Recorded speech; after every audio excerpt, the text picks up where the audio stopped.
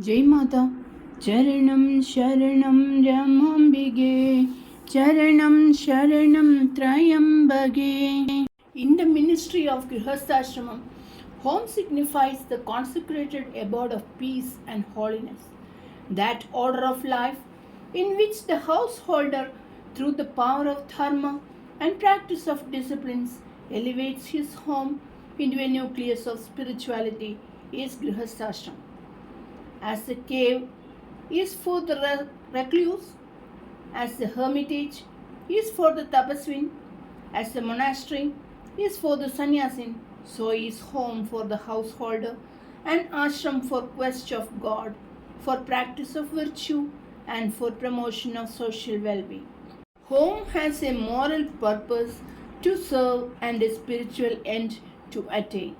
The moral purpose is to maintain the institution of family bond, to uphold dharma, to provide impulse for a harmonious living, and to direct the destiny of the coming generation. The spiritual end is to liberate the jivas from samsara, to shine as a temple of peace, and to preserve for posterity the immortal spiritual heritage. With these moral and spiritual achievements ever in mind, the ideal Grihastha's life is not one of sense indulgence and self centered activity. On the contrary, it is a dedication to quest, a pursuit of dharma and social harmony. Be strong with restraint and discipline and dharmic purity and faith in God. This ashram is for the heroes the very gateway to conquest of self and experience of eternal peace. A wrong notion prevails that life in the domestic and social spheres is a negation of spirituality, a hindrance to sadhana. The householder regards himself as a samsarin, unfit for God realization. In despair, he looks upon his wife, children, and worldly duties as the cause and instruments of his bondage. This notion has no sanction of the scriptures and no support from tradition. This has come from the colossal ignorance of your true nature and the mission of your life in home. Nothing, no one, no situation whatsoever in the world can bind you if your outlook is one of wisdom. Bondage exists in your own mind as your own creation on account of your own ignorance. But also bear in mind that if you have no yearning, if you remain attached to desires and entangled in personal affinities, if you are engrossed in activity with no eye on your own spiritual welfare, home can never open the doors to liberation. Renowned sages, master seers, saints, and mighty incarnations of the divine who appeared on this soil from ageless past have been mostly householders. Neither the scriptures, nor Himalayas, nor shrines of God, nor ashrams of monks can bring about the spiritual and moral awakening in the country. The householders must awake. Homes must emerge as spiritual abodes. Then alone, peace and order will come to the society. The broken homes, the disrupted marital bonds, the disintegrating social order, and the spreading mental unrest have the neglect of spirituality and deviation from dharma as their root causes. Of the gigantic tree of human society, home is the root. If this root is well grounded in the fertile soil of dharma, if it is nourished by the manure of spiritual disciplines, then the mighty tree of the harmonious and integrated society will come into being. With right understanding and regard for respective dharmas create in your homes an atmosphere of harmony. Harmony is essential for quest. Tension and mutual distrust crop up because of the lack of understanding of your spiritual oneness. With identity of will and purpose, you must have yearning for a life of absolute purity, for the bliss of intimate God experience.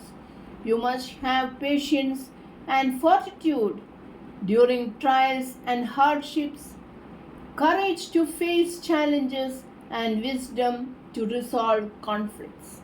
Between spouses, there should be a unity of purpose, a harmony of will, a sympathetic understanding, a spirit of cooperation, mutual faith, and fidelity, a sense of communion, and a love that is based on spiritual awareness. With these virtues in your possession, you can convert home into a hermitage for tapasya and your life into a blissful yoga for God vision. Personal attachment and karmic entanglement constitute the bondage of samsara. When these two go, you are no longer a transmigrating jiva but the immortal, awakened, ever free Atman.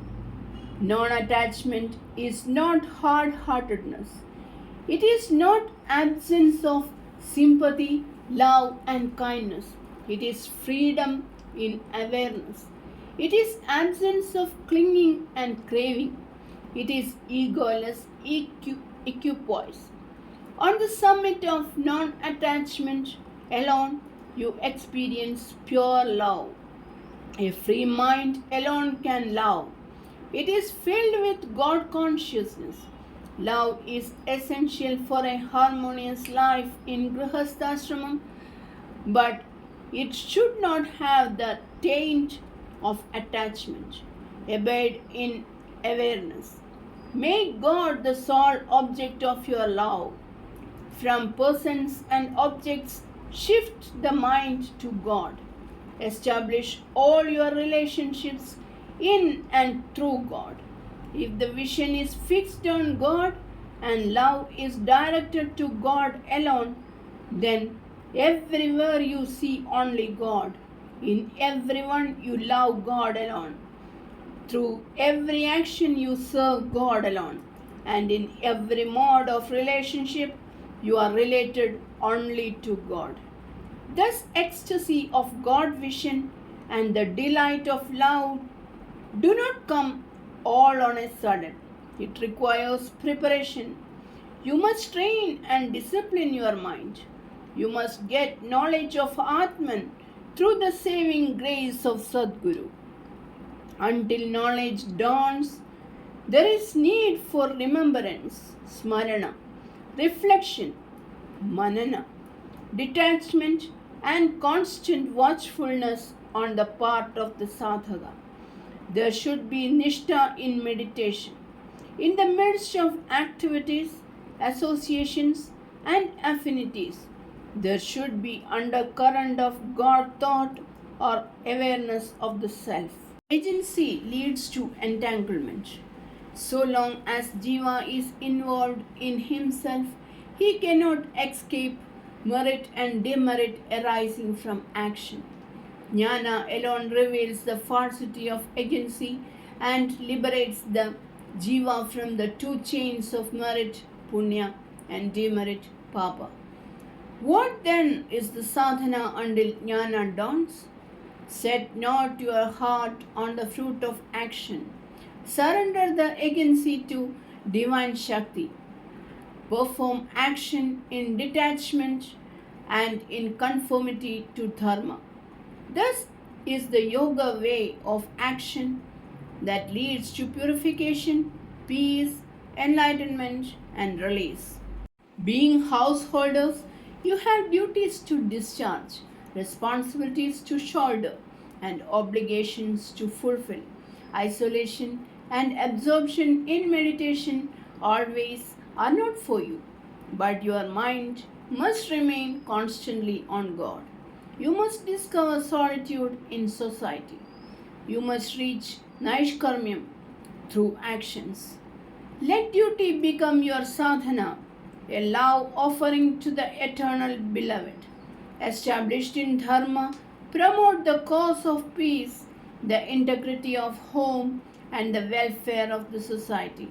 To occupy the mind with duty, dharma, discipline, and devotion constitutes the Grihastha's life of yoga, leading to ultimate Purushartha, namely moksha.